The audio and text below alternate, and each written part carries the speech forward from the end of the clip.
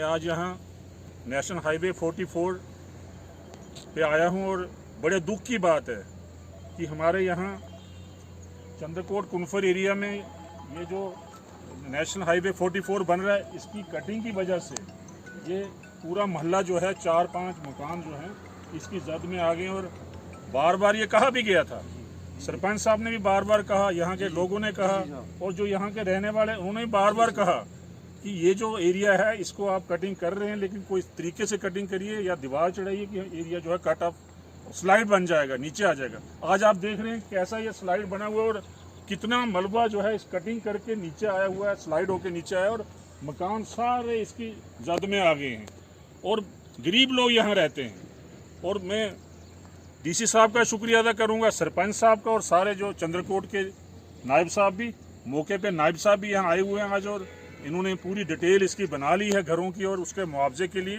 कुछ टेंट भी शायद उन्होंने दिए, ये कह रहे हैं। और मैं ये कहना चाहूँगा खासकर कंपनी को, चाहे वो गैमन कंपनी है, चाहे उन्होंने काम जो सबलेट किया है, किस कंपनी को ये किया है, CPPL कंपनी। मुझे बड़ा दुख होता है कि डलवास में जब लैंडस्लाइड हुई वहाँ भी कंपनी ने कुछ मदद नहीं की, और यहाँ जब लैंडस्लाइड हुई, ये लैंडस्लाइड किसकी वजह से हुई है? ये कंपनी की वजह से हुई है।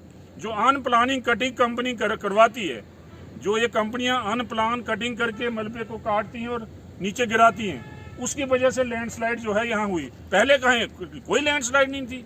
ये चंद्रकोट पुराना, सदियों से लोग यहाँ रहते हैं, कोई लैंडस्लाइड नहीं। आज ये कटिंग की वजह से लैंडस्लाइड हुई है। इसलिए मैं यहाँ कहना चाहता हूँ कि ये कंपनियां जो है लोगों का नुकसान करती है और फिर कोई हमें मदद नहीं करती। मैं कहना चाहूंगा कि कंपनी ये हर्जाना भरे, एक तो इनको राशन सप्लाई कराए, दूसरा इनका रहने का इंतजाम कराए और मुआवजे में भी इनका साथ, मुआवजा भी दे इनको। क्यों नहीं दे रहे कंपनी वाले मुआवजा? क्यों नहीं मौके पे आते हैं, यहाँ ध्यान देते हैं? तो मैं एडमिनिस्ट्रेशन रामबन का शुक्रिया अदा करूंगा, डीसी साहब का, कि वो मौके पे यहाँ आए, उन्होंने मौके पे जायजा लिया, देखा, असेसमेंट बनी, और SP साहब भी यहाँ आए, उनका भी शुक्रिया अदा करूंगा कि इन लोगों का। और आज देख रहे हैं आप, अभी भी देख रहे हैं ये पत्थर खिसक रहे हैं, अब यहाँ खड़े हैं, खतरे में हैं लोग। और यहाँ पे जो है जो असेसमेंट करने आते हैं वो भी खतरे में बेचारे। जब असेसमेंट की इन्होंने, ऊपर जाके मौके पे गए, खतरा है, अभी भी लैंडस्लाइड यहाँ हो रही है।